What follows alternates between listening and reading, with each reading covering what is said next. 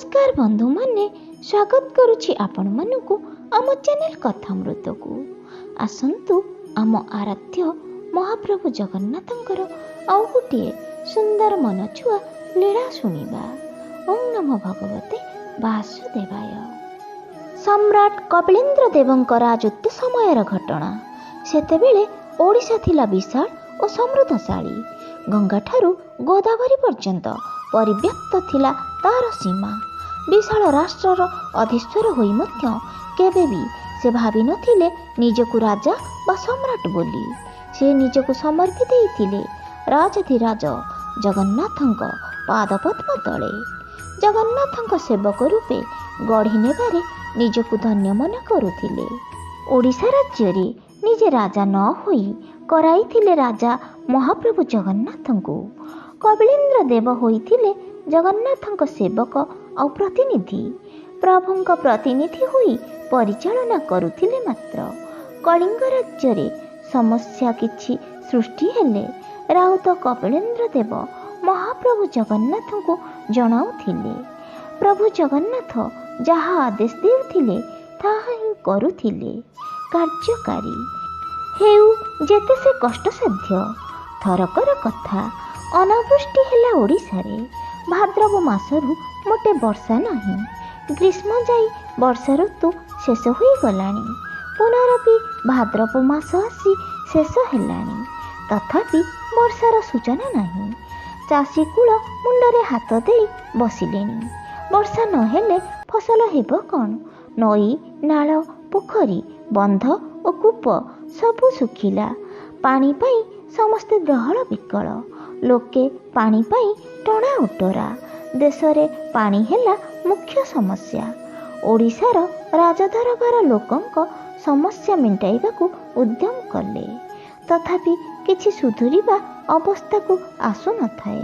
बेलकु bell समस्या बढ़ी बढ़ी जाउथाए। अनावृष्टि कथा पड़िला राजदरबार रे। राजन्य मंडली का राजकर्मचारी बहु विद्वान ज्योतिष्क गणनाकारी उपस्थित। गजपति गौड़ेश्वर नवकोटी कर्णाटकल वर्गेश्वर महाराजा कपिलेन्द्र देव सिंहासन रे उपविष्ट। ठीक एही समय रे महामंत्री काशीनाथ संधि विग्रहक महापात्र उपस्थापना कले अनावृष्टि जनित मरुड़ी समस्या। महामंत्री अनावृष्टिर विवरणी शुणी गजपति महाराजा कपिलेन्द्र देव चिंतित होई गले। भाविले महाप्रभु जगन्नाथंक देश रे अनावृष्टि हेबा कथा नुहे, हेला किपरि? से जहा हेउ समस्या सत्य। तेणु महाराजा मंत्रिमंडल और विद्वान मानकु संबोधन करी कहिले, अनावृष्टि जनित समस्या प्रतिकारर परामर्श देबा पाई बहु मुनिंक बहु मत। ताहा ही हेला। किए केते प्रकार मत देले, काहा मत काहाकु मिसु न थाए। तथापि गोटिए मत सर्वसम्मति क्रमे प्रकाशित हेला जे प्रजांकु आवश्यक खाद्य शस्य और जल जोगाई देबा पाई। महाराज कहिले, आमर गच्छित थिबा शस्य शस्यागाररु वितरण करा जाऊ। राजांक आदेश सुनी महामंत्री कहिले, हे महाराजा, आमर जेतक शस्य महजूद अछि ताहा यथेष्ट नुहे। तथापि प्रजांकु भोकिला रहिबाकु दियाजिब नाही। किंतु वृष्टि न हेले फसल उत्पादन होई परिबो नाही। शस्य सरिला परे कोन करा जीव? अधिकंतु जल कष्ट अति उत्कट समस्या। जल पाइबा कहूँ, वर्षा नहीं। दूषित जल पान करी महामारी व्यापिलानी। पानी बिना बंचिबा कष्टकर होई पड़िबो। जल पाइबा केउठारु? महामंत्रींक गुरुत्वपूर्ण मंतव्य शुणी गजपति महाराजा विव्रत होई गले। जल कष्ट किपरि दूर हेब ताहा जदि चिंतार विषय, तेबे मते कहंतु, वर्षा करिबा काम काहार? तहु महामंत्री कहिले, हे महाराजा, वर्षा करिबा कार्य देवराज इंद्रंकर। से इच्छा कले वर्षा हेब। तेणु इंद्रंको संतुष्ट करिबा पई स्थाने स्थाने यज्ञर आयोजन करा जायछि। तथापि इंद्रंको कृपा हेउ नाही। तहु गजपति महाराज विस्मय प्रकाश करी कहिले, एहा निश्चित परितापर विषय। ଇନ୍ଦ୍ରଙ୍କର ଏପରି ମନମୁଖୀ କାର୍ଯ୍ୟ ଅନ୍ୟାୟ। ଏଭଳି ଅପାଳକ କରିବା କାରଣ କ'ଣ? ଏ ଦେଶ ହେଉଛି ରାଜାଧିରାଜ ମହାପ୍ରଭୁ ଜଗନ୍ନାଥଙ୍କର। ସେ ରତ୍ନସିଂହାସନରେ ବିରାଜିତ। ମହାପ୍ରଭୁ ଜଗନ୍ନାଥଙ୍କ ଦେଶରେ ଇନ୍ଦ୍ରଙ୍କର ଅନାବୃଷ୍ଟି କରିବା ଅତି ଗର୍ହିତ। ମୁଁ ଭାବୁଛି ମହାପ୍ରଭୁଙ୍କୁ ସମସ୍ତ କଥା ଅବଗତ କରିବା ସମୀଚୀନ। ଆଲୋଚନା ଯେତେ ଯେତେ ହେଉଥାଏ ପରିସ୍ଥିତି ସେତିକି ଜଟିଳ ଓ ଗମ୍ଭୀର ହୋଇଯାଉଥିଲା। ରାଜାଙ୍କର ଇନ୍ଦ୍ରଦେବଙ୍କ ପ୍ରତି ଆକ୍ଷେପୋକ୍ତିକୁ ସମସ୍ତେ ଗମ୍ଭୀର ଭାବେ ଚିନ୍ତା କଲେ ଆଉ ଆଶ୍ଚର୍ଯ୍ୟାନ୍ୱିତ ହେଲେ। ଭାବଗମ୍ଭୀର ହୋଇ ଗଜପତି ମହାରାଜ ରାଜକୀୟ ଠାଣିରେ କହିଲେ, ମୁଁ ହେଉଛି ମହାପ୍ରଭୁ ଜଗନ୍ନାଥଙ୍କ ପ୍ରତିନିଧି। ଜଗନ୍ନାଥଙ୍କ ଦେଶରେ କିଛି ସମସ୍ୟା ସୃଷ୍ଟି ହେଲେ ତାହାର ସମାଧାନ କରିବା ମୋର କର୍ତ୍ତବ୍ୟ। ଯେହେତୁ ମୁଁ ତାଙ୍କର ଆଜ୍ଞାବହ ସେବକ, ମହାପ୍ରଭୁଙ୍କ ରାଜ୍ୟରେ କିଛି ଅଘଟଣ ଘଟିଲେ ସେଥିପାଇଁ ମୁଁ ଦାୟୀ। ଅତଏବ ଦେବରାଜ ଇନ୍ଦ୍ରଙ୍କର ଏପରି ଅପକର୍ମ ନିମନ୍ତେ ମୁଁ ପତ୍ର ମାଧ୍ୟମରେ ଜଣାଇବି, ଜଗନ୍ନାଥଙ୍କ ଦେଶରେ ଶୀଘ୍ର ବର୍ଷା କରାଯାଉ। ଯଦି ଅନୁରୋଧ ରକ୍ଷା କରି ବର୍ଷା ନ କରନ୍ତି ତେବେ ଜଗନ୍ନାଥ ଅବଶ୍ୟ ଦଣ୍ଡ ଦେବେ ଇନ୍ଦ୍ରଙ୍କୁ।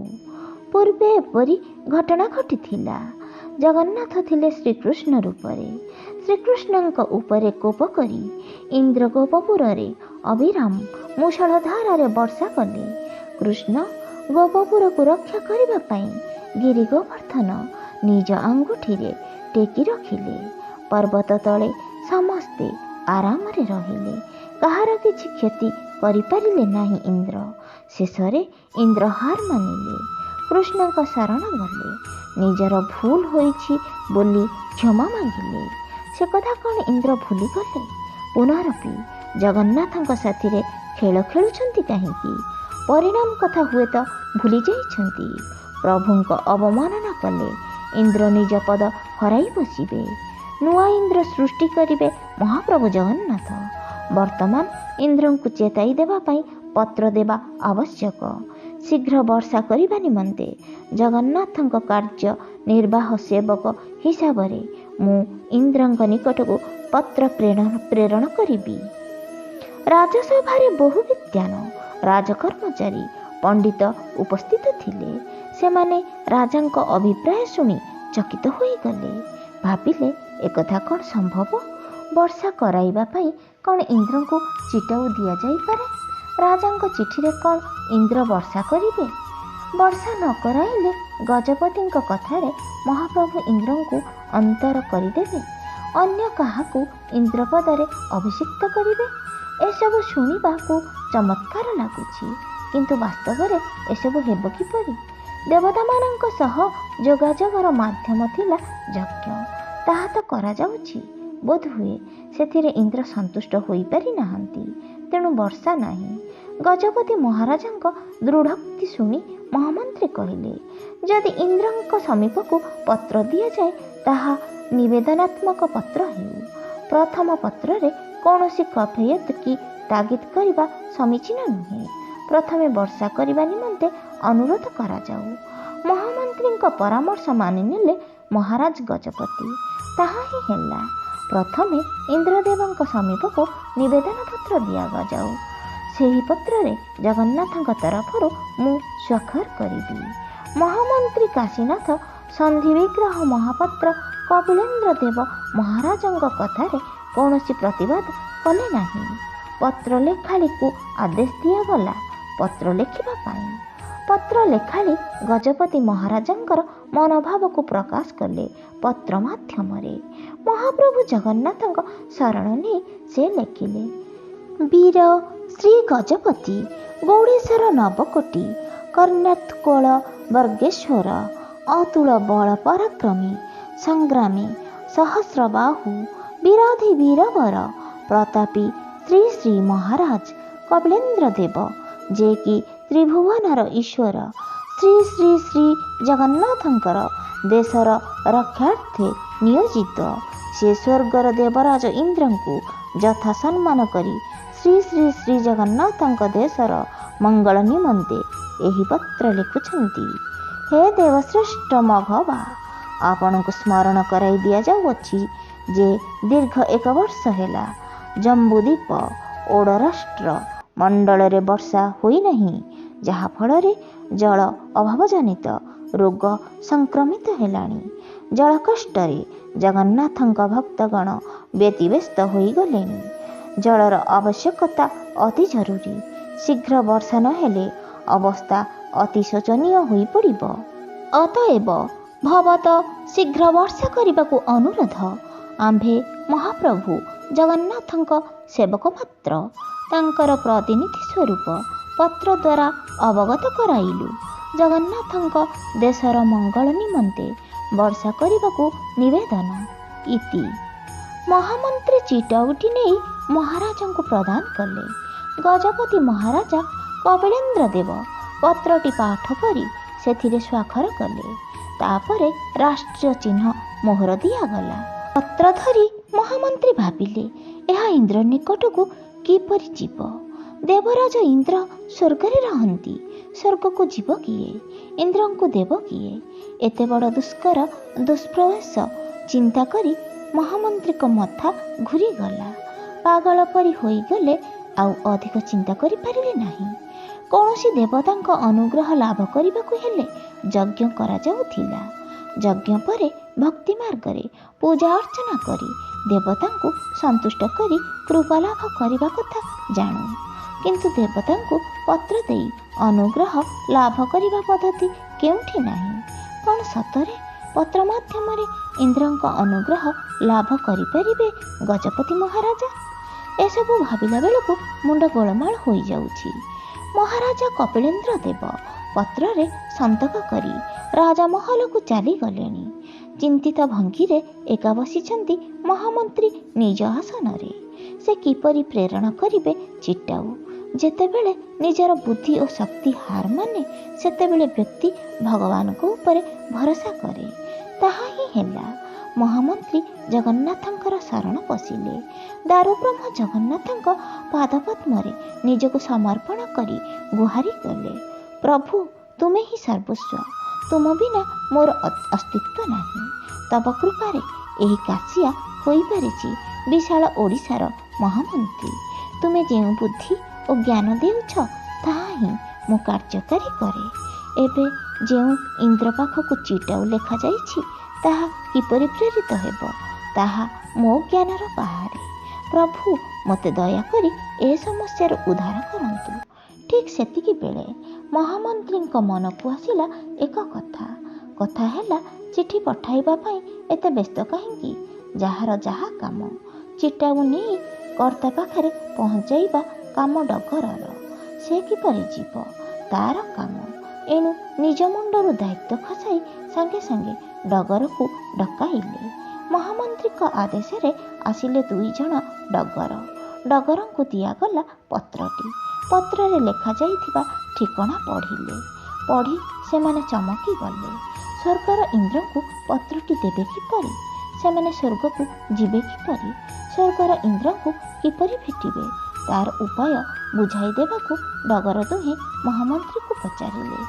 ଡଗରମାନଙ୍କ ପ୍ରଶ୍ନରେ ମହାମନ୍ତ୍ରୀ ଚିଡ଼ି ଉଠିଲେ। ସେ ଗର୍ଜନ କରି କହିଲେ, ଏହି ପତ୍ର ସ୍ୱୟଂ ଗଜପତି ମହାରାଜା ନିଜ ଇଚ୍ଛାରେ ପଠାଉଛନ୍ତି ଇନ୍ଦ୍ରଙ୍କ ପାଖକୁ। ତୁମେ କେମିତି କିପରି ଯିବ, କେଉଁଠି ଭେଟିବ, ତାହା ତୁମେ ହିଁ ଦୁହେଁ ଠିକ୍ କରିବ। ରାଜାଙ୍କ ଆଦେଶ, ଠିକଣା ବ୍ୟକ୍ତିକୁ ପତ୍ର ଦେଇ ତାଙ୍କଠାରୁ ଉତ୍ତର ଆଣିବା ପାଇଁ। ଅନ୍ୟଥା ତୁମ 2 ଜଣଙ୍କ ମୁଣ୍ଡ କଟା ହେବ। କେବଳ ସେତିକି ନୁହେଁ, ତୁମ 2 ପରିବାର ନିବଂଶ କରାଯିବ। ଭଲ ଭାବେ ମନେ ରଖ ଡଗର ଦୁହେଁ। ପୁନରପି କହୁଛି, ଏହି ପତ୍ର ସ୍ୱୟଂ ଗଜପତି ମହାରାଜାଙ୍କର। ଜଗନ୍ନାଥଙ୍କ ଦେଶରେ ବର୍ଷା କରିବା ନିମନ୍ତେ ମହାରାଜା ଇନ୍ଦ୍ରଙ୍କ ପାଖକୁ ପତ୍ର ପ୍ରେରିତ କରୁଛନ୍ତି। ତେଣୁ ଏହା ଅତି ଗୁରୁତ୍ୱପୂର୍ଣ୍ଣ। ଖାସ୍ ଇନ୍ଦ୍ରଦେବଙ୍କୁ ଦେଇ ତାଙ୍କଠାରୁ ଉତ୍ତର ଆଣିବାକୁ ହେବ। ସବୁ ଶୁଣି ଚିନ୍ତିତ ଭଙ୍ଗୀରେ ନତମସ୍ତକ ହୋଇ ଚିଟାଉଟି ଗ୍ରହଣ କରି ଡଗରଦ୍ୱୟ ଫେରିଲେ। ସେମାନେ ଜଗନ୍ନାଥଙ୍କ ଡଗର। ଜଗନ୍ନାଥଙ୍କ ଡଗର ଭାବି ନିଜକୁ ଗର୍ବ ଅନୁଭବ କରୁଥିଲେ। ହେଲେ ଏବେ କ'ଣ କରାଯିବ? ଜଗନ୍ନାଥଙ୍କ ସେବକଙ୍କୁ ସ୍ୱୟଂ ଜଗନ୍ନାଥ ମରଣ ମୁହଁକୁ ଠେଲି ଦେଲେ। ସେମାନେ ଇନ୍ଦ୍ରଙ୍କୁ ଭେଟିବେ କିପରି? ଦେବରାଜ ଇନ୍ଦ୍ର ତ ସ୍ୱର୍ଗରେ ରୁହନ୍ତି, ସେମାନେ ସଶରୀରେ ସ୍ୱର୍ଗକୁ ଯିବେ କିପରି? ଚିଟାଉ ଯଦି ଠିକଣା ସ୍ଥାନରେ ନ ପହଞ୍ଚେ ତେବେ ରକ୍ଷା ନାହିଁ। ସବଂଶ ନିପାତ ହେବେ ଭାବି ଭାବି ଡଗର ଦ୍ୱୟଙ୍କ ଆଖିରୁ ଝରି ପଡ଼ିଲା ଲୁହ। ପ୍ରାଣ ବିକଳରେ ସେମାନେ ନିଜକୁ ଜଗନ୍ନାଥଙ୍କ ଶରଣ ପଶିଲେ। ଆକୁଳ ବିକଳ ହୋଇ ଛଳ ଛଳ ଆଖିରେ କୋହଭରା ହୃଦୟରେ ଡାକିଲେ, ହେ ପ୍ରଭୁ ଜଗନ୍ନାଥ, ତୁମ ପାଦ ତଳେ ଏ ଅଧମ ଦୁହେଁ ଶରଣ ପଶୁଛୁ। ତୁ ହିଁ ଆମକୁ ରକ୍ଷା କର, ଆମ ବଂଶକୁ ରକ୍ଷା କର। ଶରଣ ରକ୍ଷକ ଭାବେ ତୁ ଜଗତ ବିଖ୍ୟାତ, ତେଣୁ ଆମକୁ ରକ୍ଷା କର। ଆମେ କିପରି ତୋର ପତ୍ର ନେଇ ଇନ୍ଦ୍ର ପାଖକୁ ଯିବୁ? ଇନ୍ଦ୍ର କେଉଁଠି, ଆମେ କେଉଁଠି? ଏସବୁ ହେବ କେମିତି? ଆକାଶର କଇଁଆକୁ ଚିଲିକାର ମାଛ, ଏହା କ'ଣ ସମ୍ଭବ?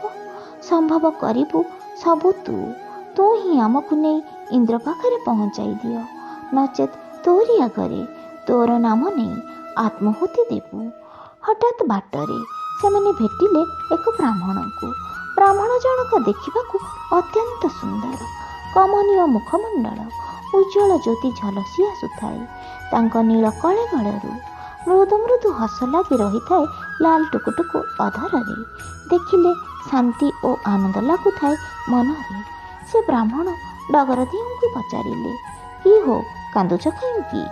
ବ୍ରାହ୍ମଣର ମଧୁର କଥା ଶୁଣି ଡଗର ଦୁହେଁ କହିଲେ, ହେ ମହାପ୍ରଭୁ, ଆମ ଉପରେ ଯେଉଁ ବିପଦ ପଡ଼ିଛି ତାହା ଶୁଣିଲେ ଆପଣ ବି ଡରିଯିବେ, ଆଉ ଆମେ କେତକେ? ଲାଲ ଅଧରରେ ସ୍ମିତ ହାସ୍ୟ ଖେଳାଇ ବ୍ରାହ୍ମଣ ପଚାରିଲେ, ଏମିତି କ'ଣ ସମସ୍ୟା ଅଛି ଯେ ଏତେ ବିଚଳିତ? ଯେଉଁଠାରେ ସ୍ୱୟଂ ଜଗନ୍ନାଥ ଅଛନ୍ତି ସେଠି ବିପଦକୁ ଡରୁଛ କାହିଁକି? ତୁମ୍ଭମାନଙ୍କର କ'ଣ ଜଗନ୍ନାଥଙ୍କୁ ବିଶ୍ୱାସ କି ଭରସା ନାହିଁ? ବ୍ରାହ୍ମଣଙ୍କ ଠାରୁ କଥା ଛଡ଼ାଇ କହିଲେ, ଏ କି କଥା କହୁଛ ପ୍ରଭୁ? ସେ ତ ଆମ ପ୍ରାଣ, ତାଙ୍କ ଭରସାରେ ଏତେ ପର୍ଯ୍ୟନ୍ତ ବଞ୍ଚି ରହିଛୁ। ଆମେ ତ ତାଙ୍କରି ପାଖକୁ ଯାଉଛୁ, ମରିବୁ ତ ତାଙ୍କରି ଆଗରେ ମରିବୁ। ପ୍ରତାପୀ ଗଜପତି ମହାରାଜ ଦେଇଛନ୍ତି ଏକ ଚିଟାଉ, ତାକୁ ନେଇ ସ୍ୱର୍ଗର ଇନ୍ଦ୍ରଦେବଙ୍କୁ ଦେବାକୁ। ଆମେ କିଏ, ସ୍ୱର୍ଗ କିଏ? ଆମେ ସଶରୀରେ ସ୍ୱର୍ଗକୁ ଯିବୁ କେମିତି?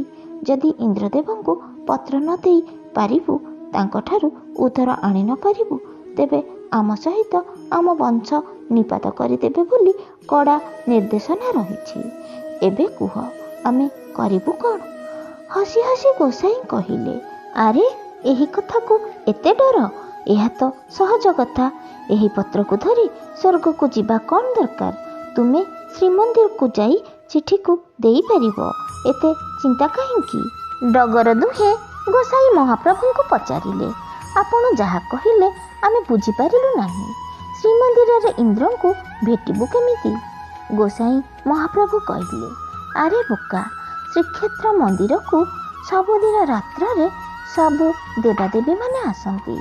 ମହାପ୍ରଭୁ ଜଗନ୍ନାଥ, ବଳଭଦ୍ର ଓ ସୁଭଦ୍ରାଙ୍କୁ ଦର୍ଶନ କରିବା ନିମନ୍ତେ।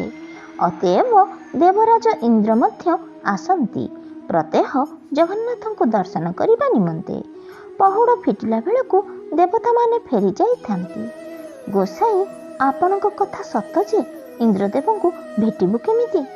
ରାତ୍ରରେ ଶ୍ରୀମନ୍ଦିର ଭିତରେ ରହିବା ମନା, ଅଧିକନ୍ତୁ ପହୁଡ଼ ଫିଟିଲା ବେଳକୁ ଇନ୍ଦ୍ରଦେବ ଫେରି ପଳାଇ ଯାଇଥିବେ।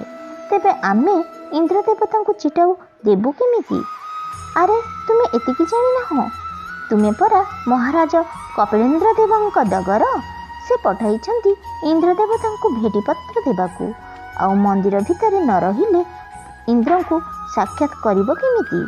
ପଣ୍ଡାମାନେ ଯଦି ତୁମକୁ ରାତ୍ରରେ ଶ୍ରୀମନ୍ଦିରରେ ରହିବାକୁ ସୁଯୋଗ ନ ଦିଅନ୍ତି, ତେବେ ତୁମ ତ୍ରୁଟି ରହିଲା କେଉଁଠି?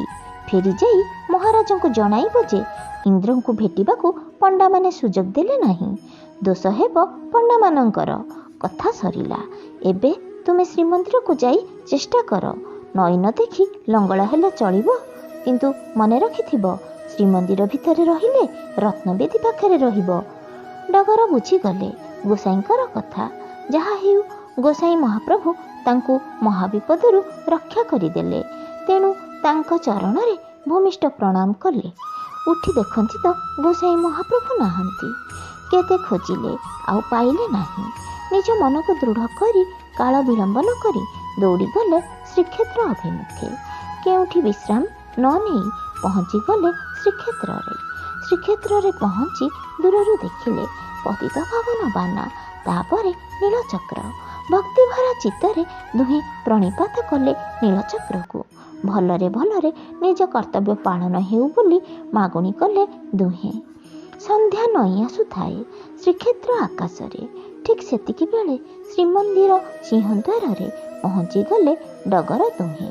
ଶ୍ରୀମନ୍ଦିରର 22 ପାହାଚ ଦେଖି ସେମାନଙ୍କ ଉତ୍ସାହଟା 2 ଗୁଣ ବଢ଼ିଗଲା।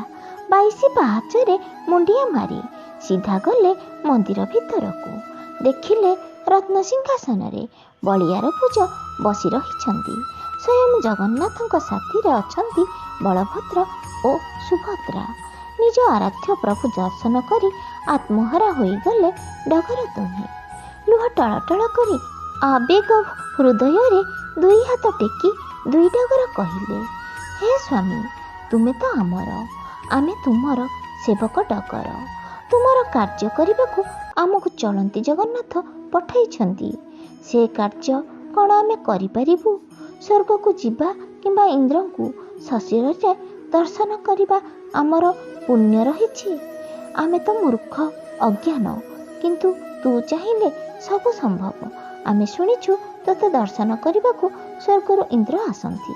ସେତେବେଳେ ଆମକୁ ଭେଟାଇ ଦେଲେ ହେବନି? ଯଦି ଇନ୍ଦ୍ରଙ୍କୁ ଏ ଚିଟାଉ ଦେଇ ନ ପାରିବୁ, ତେବେ ଆମ ସହିତ ବଂଶ ନିପାତ ହେବ। ଏହା କ'ଣ ଦେଖିବାକୁ ଏତେ ବଡ଼ ଚକା ଆଖିରେ ଚାହିଁ ରହିଛୁ? ଇନ୍ଦ୍ରଙ୍କୁ ଭେଟିବା କେବଳ ଆମର ସ୍ୱାର୍ଥ ପାଇଁ ନୁହେଁ, ଆମର ଜାତୀୟ ସ୍ୱାର୍ଥ ପାଇଁ। ପାଣି ବିନା ଡହଳ ବିକଳ ହୋଇ ଲୋକେ ମରିବାକୁ ବସିଲେଣି। ସେମାନଙ୍କୁ ରକ୍ଷା କରିବା କାମ କ'ଣ ତୁମର ନୁହେଁ? ତେଣୁ ହେ ମହାପ୍ରଭୁ, ତୁ ସବୁକିଛି ବ୍ୟବସ୍ଥା କରିବୁ। ତୋର ଭରସାରେ ଆମେ ଧାଇଁ ଆସିଛୁ ତୋରି ପାଖକୁ। ମହାପ୍ରଭୁ ଦର୍ଶନ କରି ଖୋଜିଲେ କର୍ମଚାରୀ କରଣ ସାଆନ୍ତକୁ। କାରଣ ସାଆନ୍ତଙ୍କୁ କହିବେ ରାଜାଙ୍କ ଚିଟାଉ କଥା। ଖୋଜି ପାଇଲେ ଦେଉଳ କରଣକୁ। ତାଙ୍କୁ ଯଥାମାନ୍ୟ ଦେଖାଇ କହିଲେ ମହାରାଜାଙ୍କ ଚିଟାଉ କଥା। ଆଉ ମଧ୍ୟ କହିଲେ ଇନ୍ଦ୍ରଙ୍କୁ କିପରି ସେମାନେ ଭେଟିବେ ତାର ବ୍ୟବସ୍ଥା କରିବା ପାଇଁ।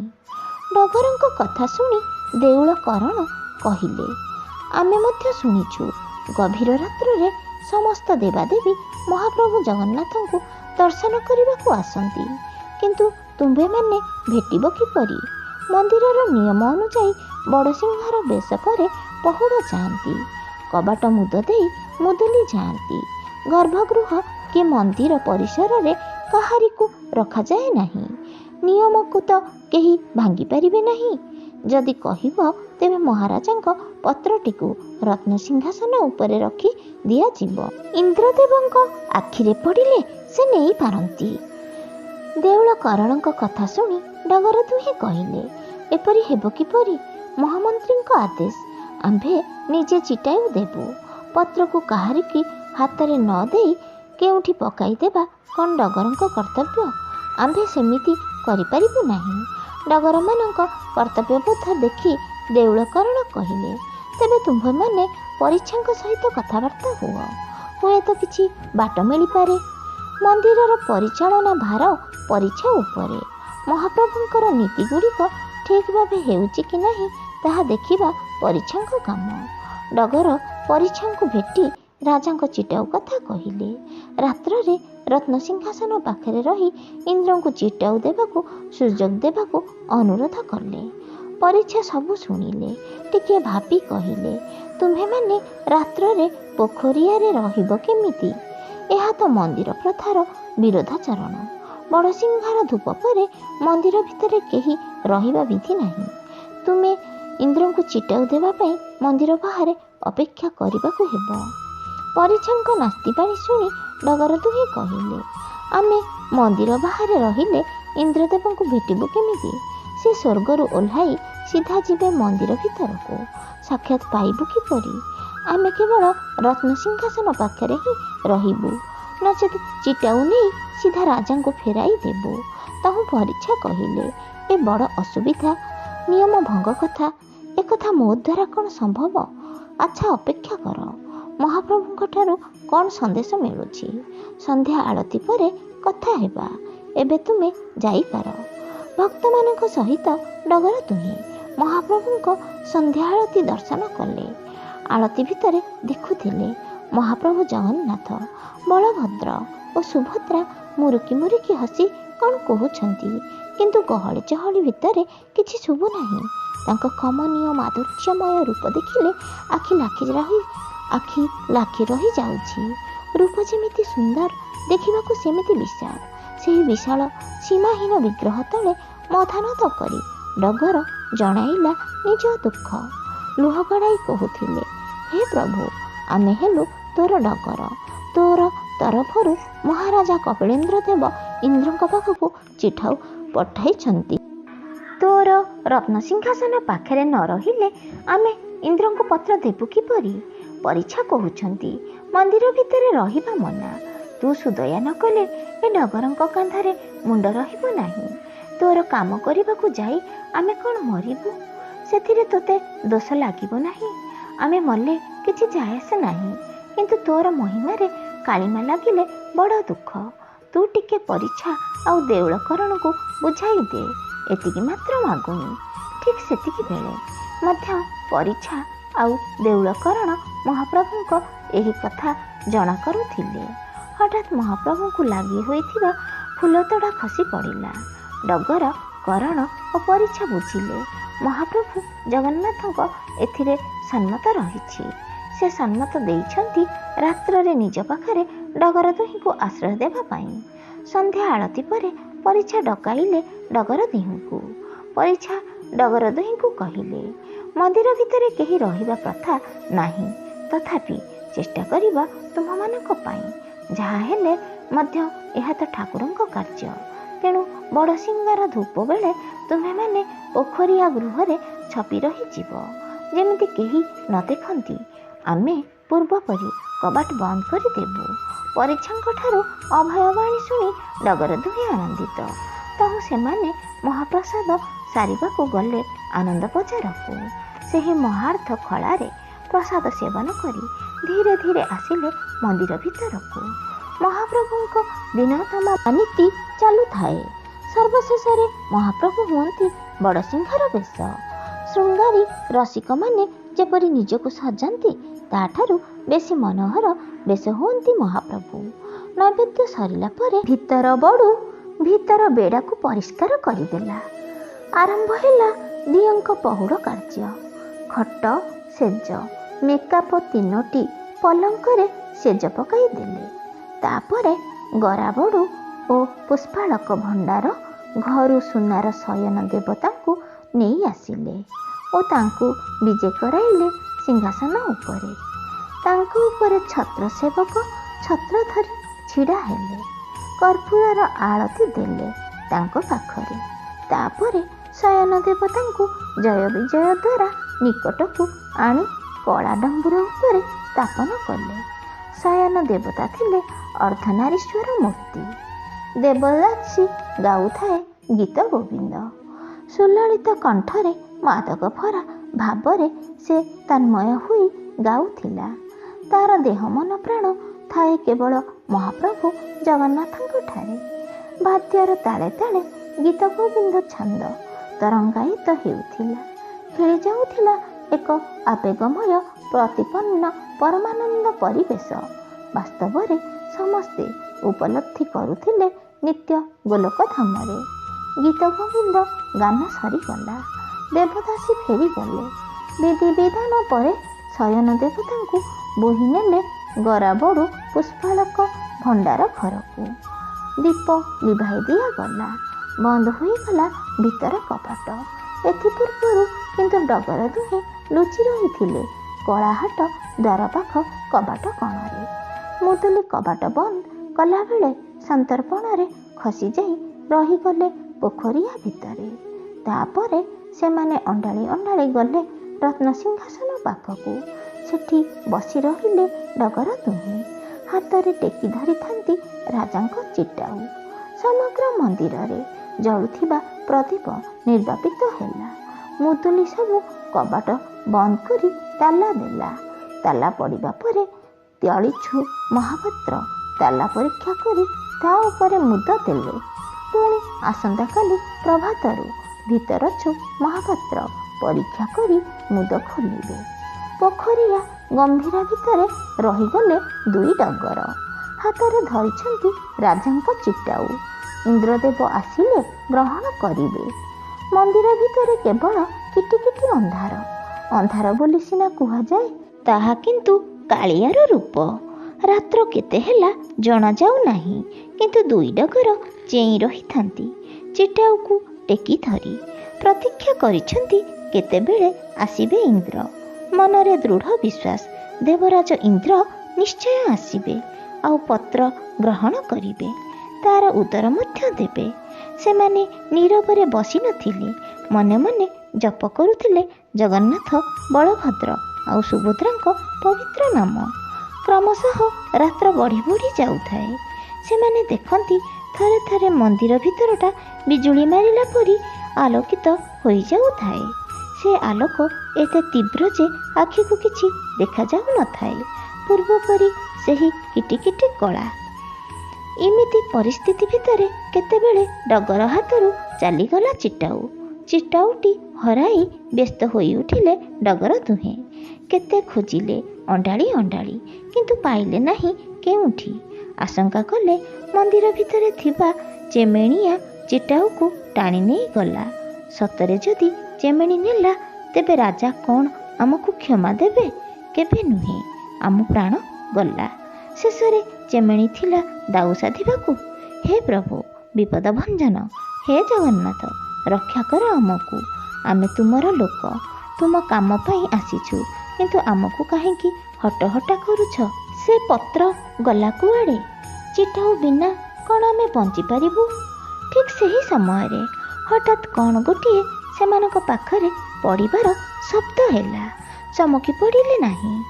ଅନ୍ଧାରେ ଅଣ୍ଡାଳି ଅଣ୍ଡାଳି ପକାଇଲେ ଦୁଇ ଡଗର। ଅଣ୍ଡାଳୁ ଅଣ୍ଡାଳୁ ଜଣକୁ ହାତକୁ ବାଜିଲା ଏକ ପଦାର୍ଥ। ବ୍ୟଗ୍ର ହୋଇ ଜାବୁଡ଼ି ଧରି ନେଲା ସେହି ପଦାର୍ଥଟିକୁ। ହାତରେ ଧରି ସେମାନେ ଜାଣିପାରିଲେ ତାହା ଏକ ଚିଟାଉ। ହୁଏତ ହଜିଥିବା ଚିଟାଉ ହୋଇଥାଇପାରେ ବୋଲି ସେମାନେ ମନକୁ ବୁଝାଇ ନେଲେ। ହେଲେ ଆଶ୍ୱସ୍ତ ଇନ୍ଦ୍ରଦେବତା ଆସିବେ କେତେବେଳେ ଆମେ ଜାଣିବା କିପରି? ଦେବତାଙ୍କୁ ଆମେ କ'ଣ ଦେଖିପାରିବା? ଦେଖିଲେ ତ ଚିଟାଉ ଦେବା, ନଚେତ୍ ଦେବା କାହାକୁ? ଏସବୁ ଭାବିବା ବେଳକୁ କେବଳ ଗୋଲକ ଧନ୍ଦାରେ ପଡ଼ିଲା ପରି ଲାଗୁଛି। ସବୁ ଜଗନ୍ନାଥଙ୍କ ଇଚ୍ଛା। ତଳୁ ଗୋଟାଇଥିବା ଚିଟାଉକୁ ବାରମ୍ବାର ପରୀକ୍ଷା କରୁଥିଲା ପାଇଥିବା ଡଗର ଜଣକ। ସେ ଅନୁଭବ କଲା ଏହି ଚିଟାଉ ରାଜାଙ୍କ ଚିଟାଉ ନୁହେଁ, ଭିନ୍ନ ଜଣାପଡ଼ୁଥାଏ ହାତକୁ। ଅଧିକନ୍ତୁ ସେଥିରୁ ବାସ୍ନା ଚହଟି ଆସୁଥିଲା। ତେବେ ଏହା କ'ଣ ଦେବରାଜ ଇନ୍ଦ୍ରଙ୍କ ଚିଟାଉ? କିନ୍ତୁ ଜାଣିବା ଉପାୟ ନଥିଲା, ଯେହେତୁ କାଳିଆ ବ୍ୟତୀତ ଆଉ କିଛି ଦେଖାଯାଉ ନଥିଲା। ରାତ୍ର ପାହୁ, କବାଟ ଫିଟୁ, ସବୁ ଜଣାଯିବ। ତେଣୁ ପ୍ରତୀକ୍ଷା ହିଁ ସାର। ପ୍ରଥମେ ମୁଦୁଲି ସିଂହଦ୍ୱାର ଚାବି ଖୋଲିଲେ। ଭିତରଛୁ ମହାପାତ୍ର ଭିତରକୁ ଗଲା ପରେ ବାଦ୍ୟକାରମାନେ ବାଜା ବଜାଇ ମନ୍ଦିର ପ୍ରବେଶ କଲେ। ମୁଦଦିଆ ତାଲାକୁ ପରୀକ୍ଷା କଲେ। ଚାବି ଖୋଲା ହେଲା। ତାପରେ ପ୍ରତିହାରୀ ଭିତରକୁ ଯାଇ କବାଟ ଖୋଲିଲେ। ଗମ୍ଭୀରା ଭିତରେ ପଶି ଦୀପ ପ୍ରଜ୍ୱଳିତ କଲେ ଅଖଣ୍ଡ ମେକାପ। ଦୀପର ଆଲୋକରେ ଆଲୋକିତ ହୋଇଗଲା ପୋଖରିଆ ଗମ୍ଭୀର। ସେମାନେ ଦେଖିଲେ ଦୁଇଜଣ ଲୋକ ରତ୍ନସିଂହାସନ ପାଖରେ। ସେମାନେ ଆଲୋକ ଭିତରେ ଦେଖୁଛନ୍ତି ଗୋଟିଏ ଚିଟାଉକୁ ଓଲଟ ପାଲଟ କରି। ଦେଖିଲେ ସେ ପତ୍ରଟି ପୂରାପୂରି ଭିନ୍ନ। ଏହା ମହାରାଜାଙ୍କ ତାଳପତ୍ର ଚିଟାଉ ନୁହେଁ, ଏହା ଏକ ଭିନ୍ନ ପ୍ରକାର। ଅଧିକନ୍ତୁ ତାହା ଖାମ୍ ଭିତରେ ମୋଦ ହୋଇ ରହିଛି। ନୂଆ ପତ୍ରଟି ଦେଖି ଡଗର ଦୁହେଁ ଏତେ ଆନନ୍ଦିତ ହୋଇଗଲେ ଯେ ସେମାନେ ସ୍ଥାନ କାଳ ପାତ୍ର ଭୁଲିଗଲେ। ଆନନ୍ଦରେ ନାଚି ଉଠିଲେ ଭାବବିଭୋର ହୋଇ। ରତ୍ନସିଂହାସନ ତଳେ ମୁଣ୍ଡିଆ ମାରିଲେ। ଜୟ ଜଗନ୍ନାଥ କହି ଖାଲି ନାଚି ଉଠିଲେ। ଡଗର ଦୁହିଁଙ୍କ ଅବସ୍ଥା ଦେଖି ଅଖଣ୍ଡ ମେକାପ ମୁଦୁଲି ଓ ଭିତରଛୁ ମହାପାତ୍ର ଆଶ୍ଚର୍ଯ୍ୟ ହୋଇ ଚାହିଁ ରହିଲେ। କାହିଁକି ଯେ ଏପରି ଉନ୍ମାଦ ହୋଇଛନ୍ତି ଜାଣିବାକୁ ଚେଷ୍ଟା କଲେ। ସେମାନେ ଜାଣିପାରିଲେ ଯେ ଡଗର ଦୁହେଁ ଇନ୍ଦ୍ରଦେବତାଙ୍କ ଠାରୁ ଚିଟାଉ ପାଇଛନ୍ତି। ମହାରାଜାଙ୍କ ଚିଟାଉ ଇନ୍ଦ୍ରଦେବ ଗ୍ରହଣ କରିଛନ୍ତି। ଏହି ଘଟଣାରେ ସମସ୍ତେ ଏତେ ପ୍ରଭାବିତ ହୋଇଗଲେ ଯେ ସମସ୍ତେ ଏକ ଅଦ୍ଭୁତ ଆନନ୍ଦ ଉପଲବ୍ଧି କଲେ। ସମସ୍ତଙ୍କ ହୃଦୟ ଓ ମନରେ ନୂତନ ପୁଲକ ସୃଷ୍ଟି ହେଲା। ଅବ୍ୟକ୍ତ ଆନନ୍ଦରେ ବିଭୋର ହୋଇ ଜୟ ଜଗନ୍ନାଥ କଲେ। ସମସ୍ତେ ଉପଲବ୍ଧି କଲେ ଜଗନ୍ନାଥଙ୍କ ମାହାତ୍ମ୍ୟ। ଦେବରାଜ ଇନ୍ଦ୍ର ଚିଟାଉ ଗ୍ରହଣ କରିବା ଏବଂ ତାର ଉତ୍ତର ପତ୍ର ପ୍ରଦାନ କରିବା ଘଟଣାରୁ ପ୍ରମାଣିତ ହୋଇଗଲା ଯେ ପ୍ରକୃତରେ ସମସ୍ତ ଦେବାଦେବୀ ମହାପ୍ରଭୁ ଜଗନ୍ନାଥଙ୍କୁ ଦର୍ଶନ କରିବାକୁ ଆସନ୍ତି। ଡଗର ଦୁହେଁ ଆଉ ଶ୍ରୀମନ୍ଦିରରେ ରହି ରାଜାଙ୍କୁ ସନ୍ଦେଶ ଦେବାରେ ବିଳମ୍ବ କରିବାକୁ ଚାହିଁଲେ ନାହିଁ। ସେମାନଙ୍କ ମନ ପକ୍ଷୀରାଜ ଘୋଡ଼ା କରି ଉଡ଼ୁଥାଏ। ଭାବୁଥାନ୍ତି ସେମାନେ ଏକ ଅଜୟଗଡ଼ ଜିଣିଛନ୍ତି। ସେମାନଙ୍କ ହାତରେ ସ୍ୱୟଂ ଇନ୍ଦ୍ରଦେବଙ୍କ ପତ୍ର। ଏହା କ'ଣ କମ୍ ଗୌରବର କଥା? ତେଣୁ ଶୀଘ୍ର ବାରାଣସୀ କଟକ ଯିବାକୁ ନିଜ ନିଜ ଘୋଡ଼ା ଆରୋହଣ କଲେ। ଝପଟି ଚାଲିଲେ କଟକ ଅଭିମୁଖେ। ବାଟରେ କେଉଁଠି ବିଶ୍ରାମ ନ ନେଇ ଚାଲିଲେ ଡଗର ଦୁହେଁ। ଯଥା ସମୟରେ ରାଜ ଦରବାରରେ ପହଞ୍ଚିଗଲେ। ରାଜାଙ୍କ ଦରବାରରେ ଥିଲେ ମହାମନ୍ତ୍ରୀ କାଶୀନାଥ। ଡଗର ଦୁହେଁ ଇନ୍ଦ୍ରଙ୍କ ଚିଟାଉ ମହାମନ୍ତ୍ରୀଙ୍କୁ ପ୍ରଦାନ କଲେ। ମହାମନ୍ତ୍ରୀ ଇନ୍ଦ୍ରଙ୍କ ସ୍ୱତନ୍ତ୍ର ପତ୍ର ଦେଖି ଭାବବିଭୋର ହୋଇଗଲେ। ସେହି ପତ୍ରକୁ ସ୍ପର୍ଶ କରୁ କରୁ ଦେହ ମନ ପୁଲକିତ ହୋଇ ରୋମାଞ୍ଚିତ ହୋଇଗଲା। ଚିଟାଉକୁ ଭଲ ଭାବେ ନିରୀକ୍ଷଣ କରି ମୁଦ ଖୋଲିଲେ। ସେତିକିବେଳେ ସିଂହାସନରେ ବିରାଜିତ ଥିଲେ ବୀର ଶ୍ରୀ ଗଜପତି ମହାରାଜ। ରାଜକର୍ମଚାରୀ, ମନ୍ତ୍ରୀ ପରିଷଦ, ବିଦ୍ୱାନ ପଣ୍ଡିତ ସଭାଗୃହରେ ଉପସ୍ଥିତ ଥିଲେ। ସମସ୍ତେ ଇନ୍ଦ୍ରଙ୍କ ପତ୍ର ଦେଖିବାକୁ ଆଉ ପଢ଼ିବାକୁ ବ୍ୟଗ୍ର। ସମସ୍ତେ ଚାତକ ପରି ଚାହିଁ ରହିଥିଲେ ମହାମନ୍ତ୍ରୀଙ୍କ ମୁଖମଣ୍ଡଳକୁ। ମହାମନ୍ତ୍ରୀ ମୁଦ ଚିଟାଉ ଖୋଲିଲେ। ରାଜା ଓ ରାଜସଭାର ଗୋଚରାର୍ଥେ ପତ୍ର ପାଠ କଲେ। ମହାପ୍ରଭୁ ଜଗନ୍ନାଥଙ୍କ ପ୍ରତିନିଧିତ୍ୱ କରୁଥିବା ବୀର ଶ୍ରୀ ଗଜପତି ଗୌଡ଼େଶ୍ୱର ନବକୋଟି କର୍ଣ୍ଣାଟକୋଳ ବର୍ଗେଶ୍ୱର ରାଉତ ରାୟ ଶ୍ରୀ କପିଳେଶ୍ୱରଙ୍କୁ ଅବଗତ କରାଗଲା ଯେ ଆଜି ହିଁ ବର୍ଷା କରାଯିବ। ଇତି ଇନ୍ଦ୍ର। ପତ୍ରଟି ଓଡ଼ିଆ ଭାଷାରେ ଓଡ଼ିଆ ଲିପିରେ ଲେଖାଯାଇଛି। ସମସ୍ତେ ପତ୍ରଟିକୁ ଦେଖି ଓ ପଢ଼ି ଯେତିକି ବିସ୍ମିତ ହେଲେ ସେତିକି ଆନନ୍ଦିତ ହେଲେ। ସମସ୍ତେ ଜାଣିପାରିଲେ ଦେବତାମାନେ ମଧ୍ୟ ଓଡ଼ିଆ ଭାଷା ଓ ଲିପି ଜାଣନ୍ତି। ଠିକ୍ ଏହି ସମୟରେ ଜଣେ ରାଜପରିଷଦ ଦୌଡ଼ି ଆସି କହିଲେ, ଆକାଶରେ ମେଘ ଢାଙ୍କି ରଖିଛି। ସାଙ୍ଗେ ସାଙ୍ଗେ ଆଉ ଜଣେ ରାଜପରିଷଦ ଅଧାଭିଜା ହୋଇ ଦରବାରରେ ପ୍ରବେଶ କଲେ। ସେ କହିଲେ, ମହାରାଜ, ସମଗ୍ର ଆକାଶରେ କଳାମେଘ ଘୋଟି ବର୍ଷା ହେଉଛି। ମୁଁ ଆସୁ ଆସୁ ଭିଜିଗଲି। ଦୁହିଁଙ୍କର କଥା ଶୁଣି ଗଜପତି ମହାରାଜ କପିଳେନ୍ଦ୍ର ଦେବ ବିସ୍ମିତ ହୋଇ ଅନାଇ ରହିଲେ। ନିଜର ମସ୍ତକ ଆପେ ଆପେ ନଇଁ ଆସିଲା ମହାପ୍ରଭୁ ଜଗନ୍ନାଥଙ୍କ ଉଦ୍ଦେଶ୍ୟରେ। କେବଳ ମହାରାଜ କାହିଁକି, ମହାମନ୍ତ୍ରୀ, ମନ୍ତ୍ରୀ ପରିଷଦ, ପଣ୍ଡିତ, ବିଦ୍ୱାନ, ରାଜକର୍ମଚାରୀ ମଥା ନଇଁ ପ୍ରଣାମ କଲେ ମହାପ୍ରଭୁଙ୍କୁ। ବାହାରେ ମେଘ ବର୍ଷା ଚାଲିଛି, ଏଣେ ଦରବାରରେ ଭଜନ ଚାଲିଛି ଜଗନ୍ନାଥଙ୍କ ଉଦ୍ଦେଶ୍ୟରେ। ବନ୍ଧୁମାନେ, ଘଟଣାଟି ସତ୍ୟ। ଏହା ବାରବାଟୀ କୈଫିୟତରେ ଲେଖା ଅଛି। ବାରବାଟୀ କୈଫିୟତ ତେଲେଙ୍ଗୀ ଭାଷାରେ ଲେଖା। ଏହା ମାଦ୍ରାଜ ଅଭିଲେଖରେ ଅଛି। ରହୁଛି। ନମସ୍କାର। ରାଧେ ରାଧେ। ଜୟ ଜଗନ୍ନାଥ।